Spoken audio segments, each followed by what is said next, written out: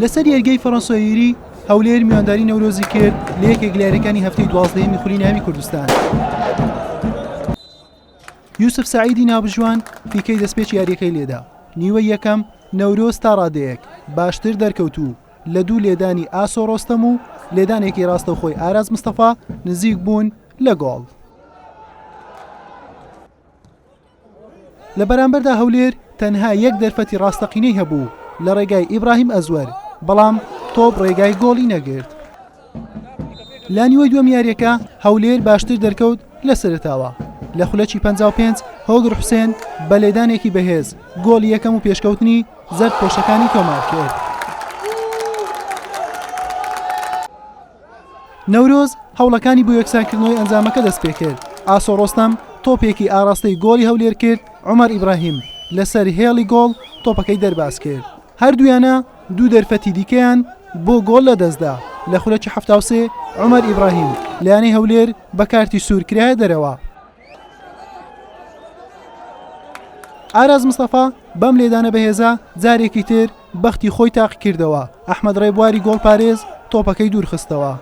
لە خولەکی 77 ناوبژوان فیکەی لێدانی سزای لێدا و دیار عەلی بە سەرکەوتووی جێبەجێ کرد و گۆڵ یەکسانی بۆ نەورۆز تۆمار کرد. دوای دە خولێک لە هێرشێکی هەڵگەڕاوە. هۆگر حوسێن گۆڵی دووەمی خۆی و یانی هەولێری تۆمار کرد.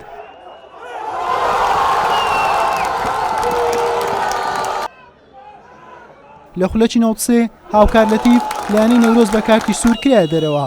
لە دوا خولێک ئەحمەد ڕێبوار گۆڵپارێزی هەولێر تۆپێکی مەترسیداری دیار عەلی خستە دەرەوە و یاریەکە بە دوو گۆڵ بەرامبەر بە گۆڵێک بە سوودی هەولێر بە کۆتا هات. سپاس بخوام ئەمڕۆ بەرامبەر یانی نەورۆستانیمان ئەنجام یاریەکە لەبەر زۆنی خۆمان تەواو بکەین کە ئەنجام یاریەکە 2-1 بوو. لە کۆتا خوڵەکان گۆلی دووەمان تۆمار کرد. دەستخۆشی لە یاریزانان دەستی ڕاهێنەران دەکەم کەەوە دەستێکی باڵیان هەبوو لەسەر ئەم بردنەوەی ئەوڕۆ. دوای چەند یەکسانبوونێک لە ناو یاریگای خۆمان ئەمڕۆ توانیمان یاریەکە لەبەر ژۆنی خۆمان تەواو بکەین. ئینشاءالله واحد بە هاندەران دەدەین کەەوە زیاتر پەرە بە سەرکەوتنانە بدەین و ئینشاءالله خۆمان بۆ یاری بەرامبەر یانەی دۆک ئامادە دەکەین لە کۆتا یاری قۆناغی یەکەم.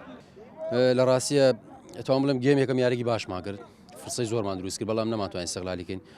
ئەو هۆکارێکە بۆ یاریزانەکانمان بە خەمساردی بێنە ناو یاریگا و هەتابی گێمی دوم کە لە دەخولێکی سەرەتای گێمی دوم زۆر بە خراپی دەستمان پێکرەوە بوو گۆڵمان لێکرا. بەڵام توانیمان یانی بگەڕێنەوە خاڵی سفر یاریەکە کە گۆڵمان هێناوە. بەڵام دوای گۆڵەکە و کار دەسوورە کە توانم لەم تاسی کردە سەر یاریزانەکان لە ڕووی نەفسیوە شپرزەیەکیان پێوە دیار و پەلەپەلکردن چونکە هۆکار و بەڕاستی کاردەسوورەکە هۆکار بۆ ئێمە ئەو ئەنجامەمان توش بێت. هەردوویانە کۆی خاڵەکانیان بووە 16 خاڵ و لە خانەی 4ەم و 5ەمی ڕیزبەندیدان. حوسێن محەممەد کەناڵی ئاسمانی پێیام هەولێر.